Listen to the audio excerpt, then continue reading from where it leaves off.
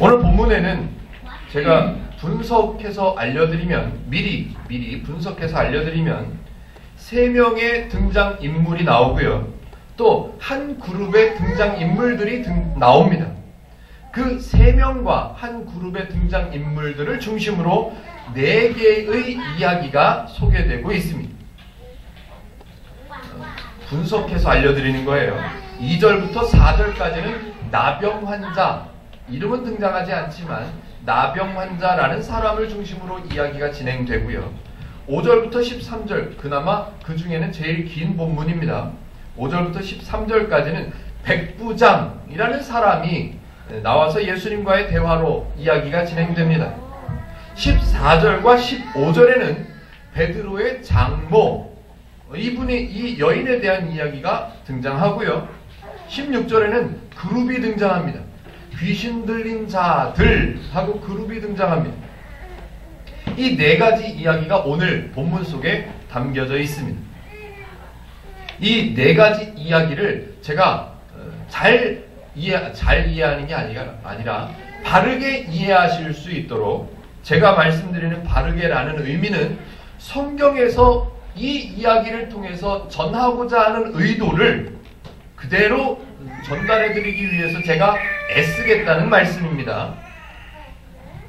본문을 먼저 제가 설명드리기 이전에 마태복음 전체의 큰 그림을 여러분들에게 먼저 설명을 드리겠습니다. 왜냐하면 마태복음 전체의 그림을 듣지 않고 마태복음 전체의 흐름을 이해하지 못하고 오늘 본문을 읽으면 뻔합니다. 수많은 사람들이 예수님을 따라다녔던 것처럼 복음을 듣고 싶어서 따라다니는 것이 아니라 병 고치는 이야기가 신기해서 따라다니는 사람일 수밖에 없습니다. 마태복음 8장 1절부터 17절까지를 읽으면 온통 병 고쳤다는 이야기들입니다. 야, 나병 환자를 고쳤네, 신기하다. 백부장의 하인을 고쳤대, 야, 신기하네. 베드로의 장모가 누워 열병을 앓고 있었는데, 야, 병을 고치셨다네. 귀신 들린 자들도 다 낫게 하셨다니, 야, 신기하다. 이 정도밖에 안 될 것입니다. 그러나 마태복음의 전체 큰 그림의 흐름을 이해하시고 나서 오늘 본문을 읽으면, 마태복음 8장에 이런 이유 때문에 이런 이야기가 등장하는구나를 이해하실 수 있게 될 것입니다. 물론 제 기대하는 사항입니다. 저의 희망 사항이죠. 잘 한번 들어보셨으면 좋겠습니다. 마태복음은 먼저 죄를 알아야만 마태복음을 이해하실 수가 있습니다. 한두 가지 제가 중요한 개념 한두 가지를 소개해드려 보려고 합니다. 기독교는 죄를 알지 못하면 기독교의 존재 가치가 없어집니다. 죄에 대한 개념이 무엇인가, 성경에서 죄를 어떻게 설명하고 있는가를 정확하게 이해하지 못한다면 기독교다, 또는 하나님이 나에게 필요한 분이시구나 라는 인식이 제대로 세워질 수가 없습니다. 죄의 개념을 바르게 이해하지 못한다면 하나님의 개념도 이해할 수 없는 겁니다. 당연히 그게 가장 중요하기 때문에 성경 창세기 1장 1절부터 2장까지만 읽어봐도 성경 66권의 제일 앞부분에 기록되어 있는 아담과 하와 이야기만 읽어도 죄의 개념을 소개하고 있음을 분명하게 어렵지 않게 알 수가 있습니다. 성경은 그래서 천지창조 이후에 아담과 하와 이야기를 진행하면서 가장 먼저 죄를 설명하고 있습니다. 안타깝게도 제가 목회 생활을 하면서 전도사 때부터 91년도부터 제가 전도사로 뛰기 시작했는데요. 그 이후에 제가 생각이 조금 든 뒤에 많은 사람들, 많은 성도분들하고 청년들하고 중고등학생들하고 대화해 본 결과 성경에서 설명하는 죄에 대한 바른 개념을 갖고 있는 성도가 거의 없었습니다. 당연히 죄에 대한 개념을 잘 알지 못하면 당연히 회개가 무엇인지도 바르게 이해할 수가 없습니다. 그냥 그냥 우리에게 익숙해져 있는 원리대로 죄는 나쁜 짓이야. 죄는 나쁜 거야. 그러니까 용서를 구해야지. 그게 회개야. 라고 알고 있는 것 뿐입니다. 그게 맞다고 스스로 위로하고 스스로 칭찬하면서 신앙생활하고 있을 뿐입니다. 그러나 성경에서는 그렇게 말씀하지 않습니다. 아주 기본적인 이야기를 한 번 더 드려보죠. 죄인은, 성경에서 말하는 죄인은 하나님을 알지 못하는 사람을 죄인이라고 합니다. 하나님과의 관계가 끊어져 있는 상태를 죄라고 하고, 하나님과 사람 사이의 관계가 끊어져 있는 상태에 살고 있는 사람을 죄인이라고 하는 거예요. 기독교가 욕을 먹고 기독교가 개독교라고 손가락질 받는 이유 중에 가장 심각한 이유는 이거예요. 교회 안에서도 죄가 나쁜 거라고만 손가락질하는 거예요. 도둑질하고 살인하고 다른 사람들에게 해를 입히고 그런 것들을 죄라고 교회 안에서도 가르치고 있으니 사람들에게 당신은 죄인입니다 라고 말할 때 그 사람들도 그렇게 이해를 해요. 나보고 나쁜 사람이라네? 아니요. 당신은 하나님을 아직 모르고 있는 사람입니다 라는 얘기예요. 죄인이라는 말은. 우리의 고정관념 속에 뿌리박혀 있는 빼내야만 하는 오해, 선입견 중에 첫 번째로 빼내야 될 선입견은 그겁니다. 죄인은 나쁜 사람. 아니요. 죄인은 안타까운 사람. 아직 하나님을 몰라서 불쌍한 사람. 아직 하나님의 은혜를 누리지 못하는 안타까운 사람일 뿐이에요. 예, 나쁜 사람이죠. 밖에서 하나님의 원리 이외의 말로 죄인이라고 말하면 나쁜 사람이죠. 벌을 받아야 되는 사람이고. 그러나 성경에서 설명하는 죄인은 그게 아니란 말이에요. 당연히 모든 사람이, 저와 여러분들을 포함한 모든 사람이 죄인이었기 때문에 하나님의 은혜가 발동되기 시작하는 거예요. 하나님의 은혜는 죄가 없으면 시작되지를 않습니다. 죄가 있어야만 하나님의 은혜가 필요한 거예요. 아담과 하와가 하나님의 말씀을 잠깐 잊어버렸어요. 하나님의 존재를, 나를 창조하시고 나를 지으시고 나를 지켜주시는 하나님의 존재를 잠깐 잊어버려서 자기 마음대로 결정해서 선악과를 따먹어요. 그걸 죄라고 하는 거예요. 그 죄가 만들어졌기 때문에 하나님께서 가죽 옷을 만들어 입혀주시는 은혜가 시작되는 거예요. 죄인은 절대로 나쁜 사람이 아니라 불쌍한 사람, 안타까운 사람, 도움이 필요한 사람. 예, 성경의 원리는 그래요. 하나님께서 우리를 죄인으로 판단하셨기 때문에 은혜를 주시는 거예요. 마태복음을 통해서, 아니 신약 성경 전체를 통해서, 아니 성경 66권을 통해서 하나님을 설명하는, 사람들에게 하나님을 설명하는데 그 전개 방식이 있습니다. 마태복음 1장부터 마지막 장까지 전개 방식을 한번 이해해 보죠. 순서가 이렇습니다. 첫 번째, 모든 사람이 죄인이라는 것을 하나님은 밝히십니다.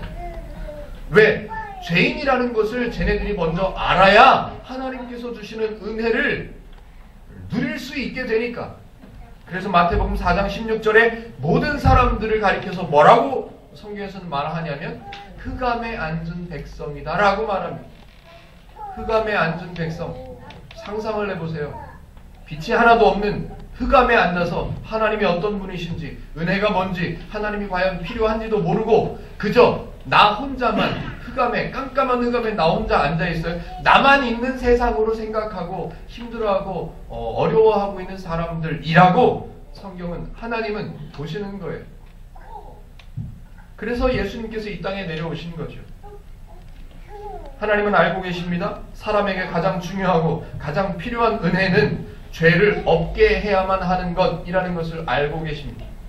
그래야 하나님과의 관계가 회복될 것이고, 그래야 하나님께서 주신 은혜를 누릴 줄 아는 하나님의 백성으로 살아갈 수 있기 때문에 하나님은 죄를 없게 하는 것이 가장 중요한 일이라는 것을 아십니다.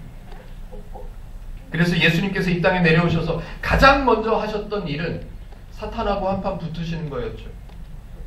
사람들의 생각을, 사람들의 머리를 다스리면서 하나님을 생각할 수 없도록 만들어내던 그 죄, 그 사탄. 그래서 가장 먼저 하신 사역이 사탄과 한판 붙으시는 거였어요. 그래서 결국 사탄아 물러가라. 사탄아 너의 행위를 끝내라. 너는 끝이다. 네가 지금 하던 그 일들은 끝장났다라고 선포하셨죠. 그 이후로 마태복음 3장 4장에서 예수님께서 사탄을 물리치시고 난 후에 이제부터는 사람들에게 하나님을 가르치기 시작하십니다. 하나님을 설명하죠. 그리고 예수님께서 이 땅에 내려오셔서 하신 일이 무엇인지 선포하십니다. 너희들을 내가 성도로 만들었다. 내가 너희들을 내 자녀로 만들었다. 그래서 한 3주 전인가요? 너희들은 세상의 소금이다. 너희들은 세상의 빛이다. 이건 절대로 숙제가 아니라고 설명을 했습니다. 너희들은 세상의 소금이 되어야 된다. 이런 얘기가 아니라고요. 하나님께서 하신 일을 설명하는 거예요. 내가 너를 절대로 짠맛을 잃어버릴 수 없는 소금으로 만들었다. 그러니까 너는 내 백성에서 벗어날 수 없고 내가 너를 성도로 부른 것을 누구라도 이거 뺏어갈 수가 없는 만에 하나 소금이 짠맛을 잃어버릴 일이 없지만 만에 하나 소금이 짠맛을 잃어버리는 경우처럼 네가 내 백성에서 벗어나게 되는 경우가 만약에 생긴다면 내 손에 장을 지진다. 이런 얘기를 하시죠. 실제로 손에 장을 지진다는 표현이 아니라 소금이 짠맛을 잃어버리면 너희들이 내 백성에서 벗어나게 되면 너희들은 세상 사람들에게 밟힐 뿐이니라. 이런 얘기가 나오죠. 그것은 소금이 되지 않으면 밟힌다 이런 얘기가 아니에요. 자, 예수님께서 7장까지 하나님을 설명하셨고 하나님께서 행하신 일, 완성하신 일을 설명해서 너희들은 성도라고 내가 하나님의 백성으로 만들어냈다고 선포하신 내용들이 7장까지 소개되었었습니다. 그래서 성도는 어떤 사람이냐? 남들이 너를 비판한다고 해서 너까지 그 사람을 비판할 필요가 없어. 왜? 너는 이미 성도가 된 사람이니까. 그런 얘기들이 쭉 기록되었었습니다. 궁금하신 분은 인터넷에 유튜브를 검색하시면 다시 들으실 수도 있습니다.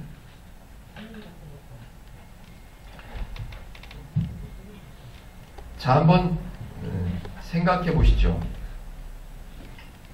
저와 여러분들은 왜 교회를 다니십니까? 병을 고친 이야기들이 신기해서 교회를 나오십니까? 아니요. 그러면 안 됩니다. 적어도 오늘 행복누림교회에 오셔서 마태복음 8장을 들으시는 저와 여러분들은 우리가 교회를 다니는 목적이 분명하게 바로 잡아져야만 합니다. 병 고치는 소식, 전쟁에 이겼다는 소식, 신기한 일들이 성경에 기적이, 이적이 나타났다는 이야기들이 너무너무 신기해서 이 정도 신기한 일을 하시는 하나님이면 나를 어떻게 좀 할 수 있지 않으실까 하는 기대감으로 교회에 오시는 교회 다니는 목적을 갖고 계시면 안 됩니다. 물론 병이 있으신 분들이 교회에 와서 병이 고쳐졌다 그러면 너무너무 좋지요. 그런데 그건 부수적인 얘기라는 거예요. 좀 냉정하게 제가 한 번 더 설명해 보죠. 하나님의 은혜를 이제 배우기 시작했어요. 2012년 9월 첫 주부터 행복누림교회가 주일 예배를 시작하면서 성경을 배우기 시작했습니다. 성경을 하나하나 배우다 보니 정말 하나님이 좋으신 분이구나. 정말 내가 기독교인인 것이 참 감사하구나. 하나님의 은혜가 이런 거구나를 조금씩 알게 되었어요. 2000년이 넘도록 하나님의 말씀을 바르게 이해하지 못하다가 하나님의 말씀을 바르게 이해하는 일에는 관심이 없는 사람들로 살아오다가 이제 조금씩 하나님의 말씀이 정말 귀하구나, 하나님의 말씀인 성경을 바르게 안다는 것이 너무너무 소중하구나를 이제 조금씩 알아가는 사람들이 있다 칩시다. 그런 교회가 있다고 가정하자고요.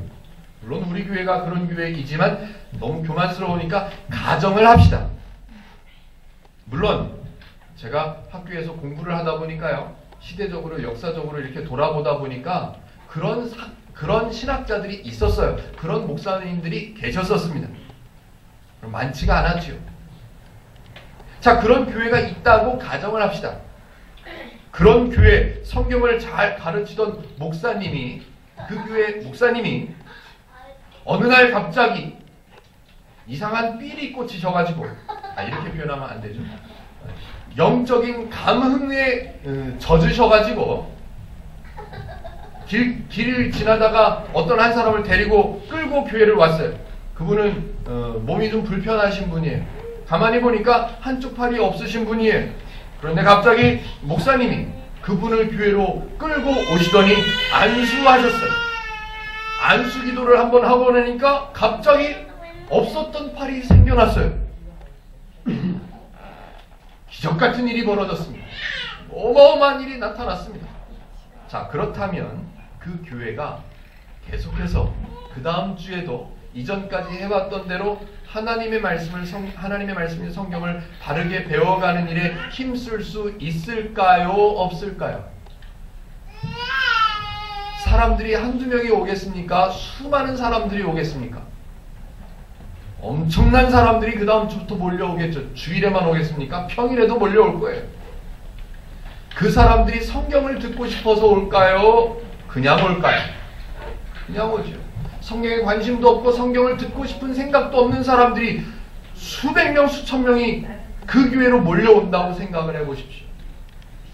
성경을 바르게 배우는 일에 힘쓸 수 있을까요? 아니요. 이 사람들은 어떻게 처리해야 될까? 어떻게 밥을 먹여야 될까? 이 사람들이 교회에 잘 정착할 수 있는 어떤 프로그램을 만들어야 될까? 저 사람들에게 어떻게 해야 저 사람들이 이 교회에 헌금을 잘하고 교회를 잘 다닐까? 그런 거 고민하지.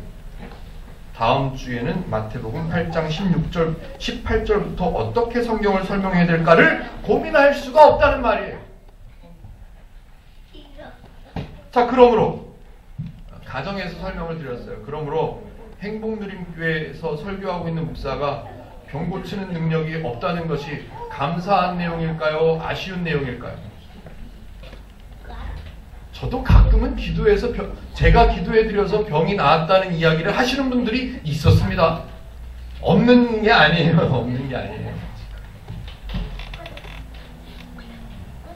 마태복음 1장에서 하나님이 사람을 어떻게 선택하시는가를 우리는 배웠었습니다. 그걸 그리스도라고 하죠. 메시아, 하나님께서 기름 부으신 사람, 하나님께서 선택하신 사람, 이 사람들은 어떤 기준으로 선택되는가? 아무나라고 했습니다. 아무나. 이방인도 괜찮고 여자도 괜찮고 기생도 괜찮고 다 괜찮다고 했습니다. 그래서 마태복음 1장에 등장하는 인물들이 누가 누구를 낳고 할 때 아무나 그 명단에 들어와도 괜찮다고 설명을 드렸었습니다. 절대로 족보가 아니라고. 그리고 그 뒤에 4장에서는 죄를 이기신 예수님이 선포되었습니다. 그리고 5장부터 7장까지는 죄를 이기신 예수님께서 사람을 어떻게 바꿔놓으셨는지, 죄인에서 성도로 바꿔놓으셨음을 선포하셨어요. 이 얘기를 하나님 입장에서 쉽게 이렇게 말씀하신다고 생각하시면 될 것 같아요. 나 이런 하나님이야. 나 부족하고 연약한 너희들도 선택하는 나 이런 하나님이야 라고 말씀하시고, 그런 너희들을 위해서 내가 이런 일들을 했다. 그러니까 너희들은 이런 사람이 된 거야. 내 자녀가 된 거야. 라는 이야기를 1장부터 7장까지 이어왔다고요. 이쯤 되면 이 정도 얘기를 했다고 하면, 여기까지 설명을 들은 사람이라고 한다면 그 사람에게 그 다음 설명해야 되는 내용은 너무너무 좋아해요. 민서가. 그 다음 설명되어야 되는 내용은 이런 거예요. 내가 이런 하나님이야. 내가 너를 바꿨어. 내가 너를 지킬 거야. 라고 말씀하셨다면 이 사람들은 아직 모른다고요. 하나님을 모르기 때문에 그 다음에 나와야 되는 설명은 내가 너를 바꿀 만한 능력이 있는 하나님이야. 라는 걸 설명하셔야 돼요. 나를 바꿨다고? 하나님이 어떤 분이시길래 나를 바꿀 정도의 힘이 있으실까? 라는 걸 얘네들한테 설명을 해야 돼요. 그래서 8장부터 그 이야기가 시작되는 거예요. 다시요? 병 고치는 거 자랑하려고 하시는 게 아니라 하나님이 어떤 능력까지 있으신 분인지를 저들에게 보여주셔야 된다고요. 7장까지 이야기, 7장까지의 설명, 하나님의 원리를 설명하고 성도 되었다는 사실을 선포하고 나니까 사람들의 반응, 야 감사하다. 야 나를 이렇게 만드셨구나. 야, 나를 이런 사람으로 만들어 놓으셔서 참 감사하다가 아니라 전혀 다른 원리, 전혀 다른 내용이었었기 때문에 사람들은 놀랐다고 했습니다. 7장 28절요. 예수께서 이 말씀을 마치심에 무리들이 그의 가르치심에 놀라니 라고 되어 있습니다. 왜 놀래요? 자기네들이 권위를 부여했어요. 어떤 사람에게 권위를 부여했냐면 종교 지도자들에게 권위를 부여했었어요. 아, 저 사람들이 설명하는 게 맞는 거야. 아, 저 사람들이 얘기하는 율법을 우리는 지켜야 돼. 아, 저 사람들의 말에 우리는 순종해야 돼. 라고 그네들에게, 종교 지도자들에게 권력을, 권위를 부여했었어요. 이 사람들이요. 그런데 예수님이 가르치는 내용을 들으니까 깜짝 놀라운 거예요. 놀란 거예요. 왜? 지금까지 자기네들이 권위를 부여해서 그 사람들에게 배워왔던 종교적 원리, 율법을 지켜야만 복을 받는다는 내용하고는 전혀 다른 얘기라서 놀라운 거예요. 7장 28절을 제가 금방 읽었죠? 놀랬대요. 왜 놀랬냐면 이는 그 가르치는 것이 권위 있는 자와 같고 그들의 서기관들과 같지 아니함 일러라. 자기네들이 권위를 부여하지 않았음에도 그분은, 예수님은 권위가 있어 보인다는 거에 너무 당연하게, 너무 담대하게 선포하니까 어떤 권위? 자기네들이 권위를 부여했던 그 서기관들하고는, 종교 지도자들하고는 다른 권위가 있다는 사실에 이 사람들은 놀랄 수밖에 없는 거예요. 그래서 이제는 이 사람들에게 예수님께서 나 이런 하나님이야 라고 설명을 해 주셔야만 맞다는 거예요. 그런데 제발 부탁드리기는 저와 여러분들, 우리는 놀라면 안 됩니다. 이 가르침이 놀라우면 안 돼요. 나병 환자를 고쳤어. 아, 신기하다. 이렇게 가면 안 돼요. 나병 환자 얘기가 왜 나왔을까? 하나님을 소개해 주셔야 되는데 왜 이야기가 나올까? 그렇게 들으면서 이해를 해 가셔야죠.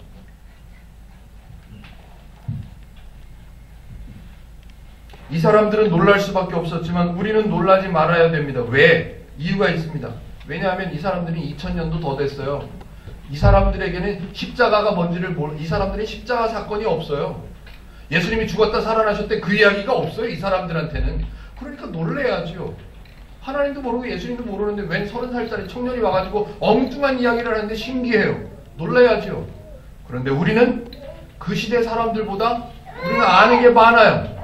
다 알아요. 예수님이 어떤 분인지도 알고 십자가에 달리셨다가 죽었다가 살아나셨다는 얘기도 알고 다 알아요. 또 뭣도 알아요? 사도 바울이 예수님에 대해서, 하나님에 대해서 오해하고 있는 사람들에게 장황하게 편지를 써가지고 하나님을 설명한 내용들까지 우리는 다 알아요. 우리 손에 들고 있어요. 그러니까 우리는 놀라지 마셔야만 합니다. 나병 환자를 어떻게 고쳤을까? 이러시면 안 돼요. 당시 유대 민족들은 껍데기만 남은 율법을 지켜야만 복을 받는다는 그런 종교적 신앙생활을 하고 있었던 사람들입니다. 이제 본문으로 들어가 보죠. 이제 제가 서론을 끝냈습니다. 그러니까 본문은 짧게 설명을 드려도 이해가 될 것 같아요. 미리 말씀드리자면 교회를 좀 다니셨다 하는 분들은 8장에 나오는 나병 환자 이야기, 백부장의 하인을 고치신 이야기 많이 들어봤던 얘기들이실 거예요. 그런데 베드로의 장모 얘기는 아마 처음 보신 분들이 많을 것 같고요. 또 귀신 들린 사람들을 낫게 하셨다. 이 이야기도 아마 아시는 내용이 많을 겁니다. 자, 이제 본문을 제가 설명해 보겠습니다. 기존에 알고 있었던 내용들은 좀 내려놓으시고 첫 번째 등장인물이 누구라고요? 나병 환자예요. 나병 환자.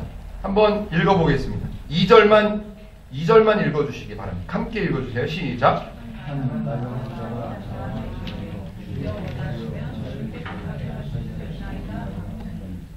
나병 환자가 나와서 예수님 앞에 엎드려 절하고 예수님한테 말씀을 드렸어요. 제가 어렸을 때 이 얘기를 어떻게 설교를 들어왔었냐 하면 이런 예는 좋지 않은 예입니다. 예를 들어서 한번 8장 2절, 3절, 4절로 설교를 한번 해보겠습니다. 짧은 설교. 여러분, 나병 환자를 아십니까?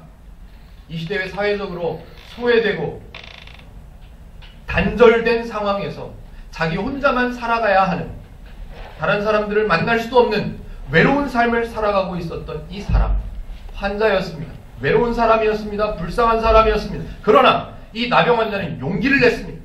결단을 했습니다. 예수님 앞으로 나아가기로 결단을 했습니다.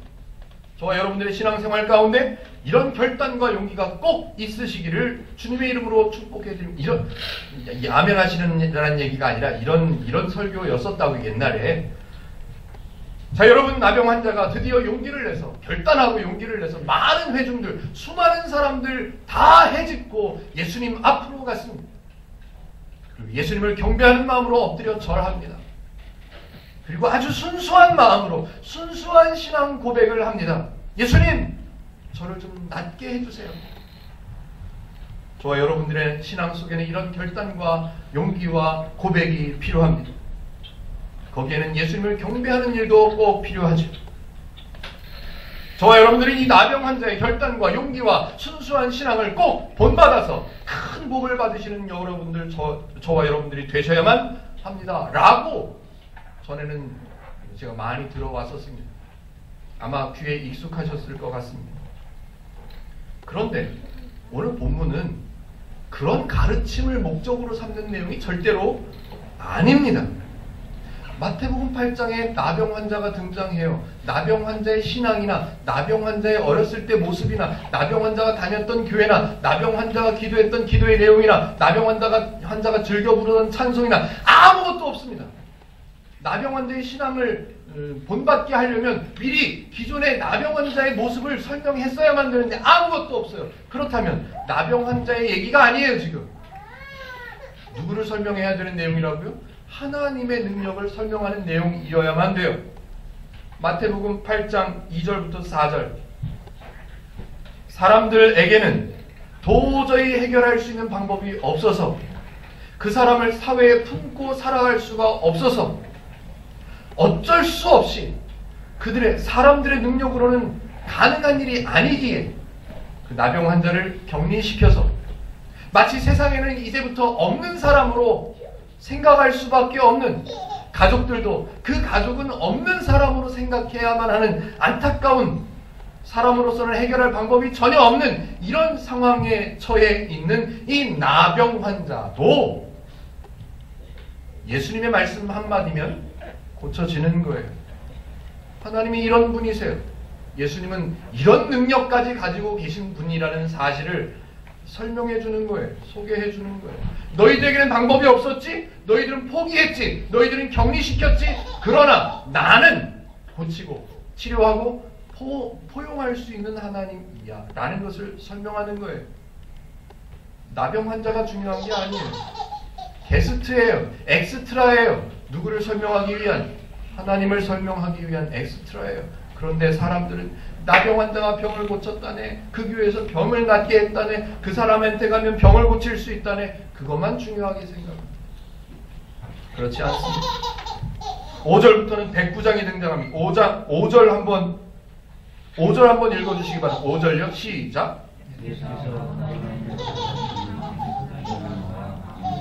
한 백부장이 나왔습니다. 제가 또 한번 짧은 설교를 한번 해보겠습니다. 여러분, 이방인입니다. 지금 이 당시 유대 민족들은 로마의 통치를 받고 있었던, 한마디로 식민지로 살고 있었던 유대 민족입니다. 그러니까 당연히 100명의 부하를 거느리고 있는 장군이라고 하면 유대 민족 속에는 군대가 있을 수가 없었어요. 로마죠. 군대가 있었다면 로마죠. 당연히 백부장은 로마인입니다. 다시 말하면 유대인이 아닌 이방인이었습니다. 이방인인 유대 민족이 아닌, 하나님의 백성이 아닌 이방인들은 은혜를 받을 수가 없는 사람들이에요. 그러나 여러분, 백부장의 믿음을 보십시오. 백부장의 믿음, 자신의 하인을 위해서, 부하도 아니에요, 군인도 아닌 하인을 위해서 이 먼 곳까지 쫓아와서 30살밖에 안 되는 자기가 다스리고 있는 식민지에 속해 있는, 식민지 백성에게 속해 있는 30살짜리 청년 앞에 와서 간구하는 이 믿음을 보십시오. 이 겸손함을 보십시오. 이 믿음 때문에, 이 겸손함 때문에 예수님은 은혜를 주실 수밖에 없었던 겁니다. 여러분, 이 백부장의 믿음을 본받으시기를 바랍니다. 라고 말하면 마태복음을 모르고 하는 얘기인 거예요. 성경을 모르고 하는 얘기예요. 유대인들, 하나님의 말씀을 들어야 하는 유대인들 입장에서 잘 생각해 보십시오. 지금까지 자기네들은 이방인은 안 된다라고 생각했었어요. 우리 민족만, 하나님께서 선택하신 우리 민족만 하나님의 은혜를 받을 수 있는 민족이라고 생각했어요. 거기다가 예수님 병을 고치려면 예수님께 데리고, 소문을 들었잖아요. 이전에 있었던 소문을.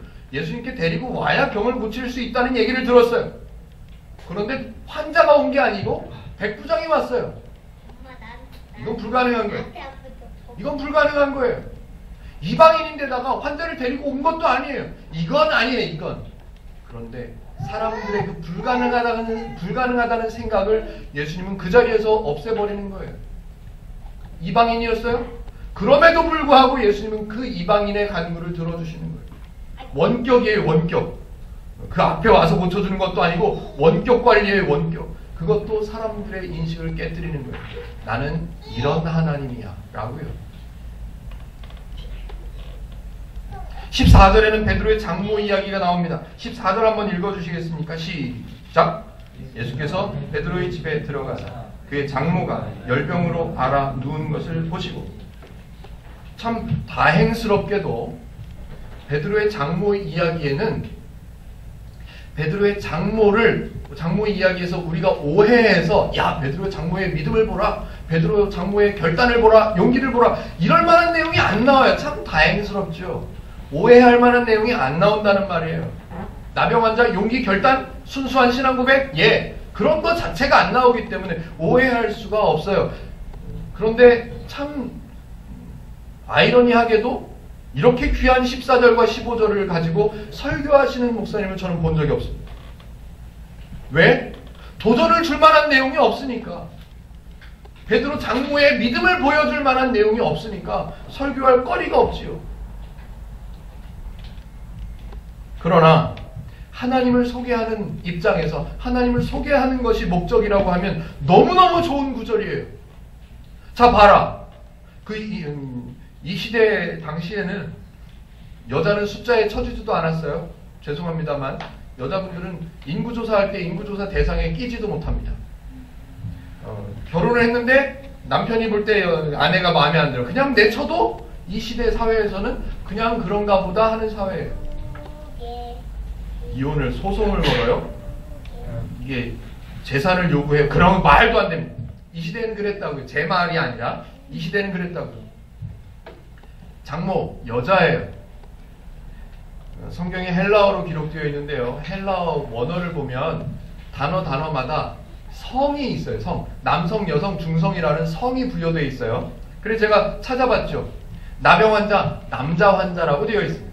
백부장, 남자예요. 이 뒤에 나오는 귀신 들린 자들 모두가 남자예요.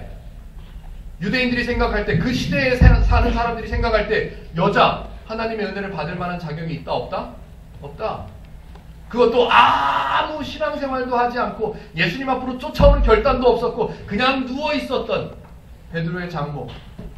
예수님께서 고쳐줘야 된다? 안 고쳐줘야 된다? 안 고쳐줘야 된다. 그런데 하나님을 설명해야 하니까 여자도, 그 시대 당시에 인정받지 못하던 여자도 예수님은 그냥 단번에 고쳐주시는 거예요. 다른 이유가 없어요. 하나님 설명하시는 거니까. 여기까지 유대인들이 옆에서 예수님을 지켜봤다 하면, 많은 사람들이 따라왔다고 하니까 입장을 바꿔서 생각해 보세요. 여기까지 왔어요. 어라, 저 예수라는 분이 이방인도 고쳐주네. 어라, 사람들은 다 포기했던 사람도 고쳐주시네. 어라, 여자도 고쳐주시네. 과연 저분이 어디까지 갈까? 이게 궁금해지는 거예요. 저분이 어떤 부류의 사람들까지 저분이 치료를 하실까? 궁금해지겠죠? 당연히 궁금한 거예요. 그래서 사람들이 그 궁금함을 해소하기 위해서 이번에는 사람들이 데리고 옵니다. 어떤 사람들을 데리고 와요? 귀신 들린 자들을 이 사람들이 데리고 옵니다.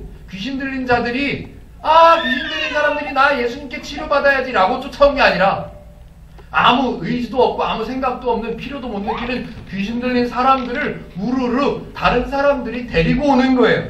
몇 절요? 16절요. 제가 한번 읽겠습니다. 저물매 사람들이 귀신 들린 자를 많이 데리고 예수께 오거늘. 한두 명 데리고 온 것도 아니고 많이 데리고. 자, 과연 저 예수가 어디까지 가나 보자. 그래서 많은 귀신 들린 자들을 데리고 왔죠. 그런데 예수님은 뭐 변명도 설명도 필요 없습니다. 그냥 단번에 말씀으로 그냥 해결하시지요. 따지지도 않아요. 쟤는 이방인이 아니야. 쟤는 어렸을 때 귀신 들리기 전에 예배를 했냐 아니, 이거 안 따집니다. 전혀 필요가 없어요. 왜? 은혜니까. 하나님을 설명해야 하니까. 그냥 한 방에 끝내십니다. 왜 나병 환자가 나오고, 왜 백부장의 하인을 고쳐주시고, 왜 베드로의 장모를 고쳐주시고, 왜 귀신 들린 자들을 데리고 왔는데 이들을 한 방에 고쳐주셨을까요? 그 이유와 그 목적을 우리가 지금 제가 설명드린 대로 이해할 수밖에 없는 것은 17절에 분명하게 기록되어 있기 때문입니다. 17절요. 이는 선지자 이사야를 통하여 하신 말씀에 우리의 연약한 것을 친히 담당하시고 병을 짊어지셨도다 함을 이루려 하심이더라. 이 사람들은 율법을 지켜야만 복을 받는다는 것도 알고 있었지만 구약시대, 구약 성경부터 이 사람들이 갖고 있었던 성경은 구약 성서밖에 없었으니까요. 구약 성경에 예언되어 있는 내용은 하나를 붙잡고 있었습니다. 어떤 내용? 우리를 구원하실 메시아가 오실 거야. 우리를 구원하실 메시아가 분명히 오실 거야. 그런데 그 메시아에 대한 예언들이 기록되어 있었던 걸 우리가 배웠었는데 뭐냐면 아픈 사람들을 고쳐주고 연약한 사람들을 보듬어주고 이런 메시아가 올 거다라는 사실을 알고 있었어요. 그렇게 알고 있는 유대 민족들에게 하나님이 오셨다는 사실, 메시아가 오셨다는 사실을 설명해야 되기 때문에 이 사람들에게 하나님인 것을 설명하는 가장 좋은 방법은 병 고친 자들, 병 걸린 자들, 약한 자들, 사회에서부터 소외된 자들, 아픈 자들을 먼저 고쳐주시는 거예요. 그러면 사람들이 알겠지요. 옛날 구약 성경에서 보니까 아픈 사람들을 고쳐주는 사람이 오면 그분이 누구라고? 메시아라고 했었는데 이분인가 보다 라고 배울 수가 있잖아요. 네 가지 이야기들을 제가 설명을 드렸습니다. 예수님은 두말할 것도 없이 저와 여러분들을 구원하신 하나님이세요. 네 가지 사건을 기록하신 이유는 저와 여러분들이, 아니 유대 민족들이 하나님을 알 수 있도록 돕기 위한 배려인 겁니다. 2000년이 지나 살고 있는 저와 여러분들은 분명히 하나님의 백성, 성도인 것이 틀림없습니다. 오늘 설교의 제목처럼 수많은 무리가 예수님을 따릅니다. 지금도 수많은 사람들이 교회를 다닙니다. 저와 여러분들도 교회를 다니고 있습니다. 왜 다녀야 합니까? 그 교회 가니까 너무너무 사업이 잘 돼. 그 교회 가면 병을 고친대. 그 교회 가면 자식들이 잘 된대. 그것 때문에 교회를 다니시겠습니까? 유대인들처럼요? 아니면 교회에 오시는 목적이 중요하다고 체크해 주는 거예요, 지금. 교회가 다니시는 목적이 하나님을 배울 수 있구나. 하나님이 어떤 분이신가를 알 수 있구나. 복음이 이런 거라는 것을 알 수 있구나. 그래서 내가 성도라는 사실이 기쁘고 내가 신앙생활하는 것 자체가 감사라는 것을 배울 수 있구나 라는 이유로 교회를 다니셔야만 하겠습니까? 저와 여러분들은 성경을 통해서 하나님의 하나님 되심을 더 분명하게 배우셔야만 하고, 또 그분이 원하시는 뜻대로 저와 여러분들이 기쁘게 행복을 누리며 살아가는 성도의 삶을 살아가셔야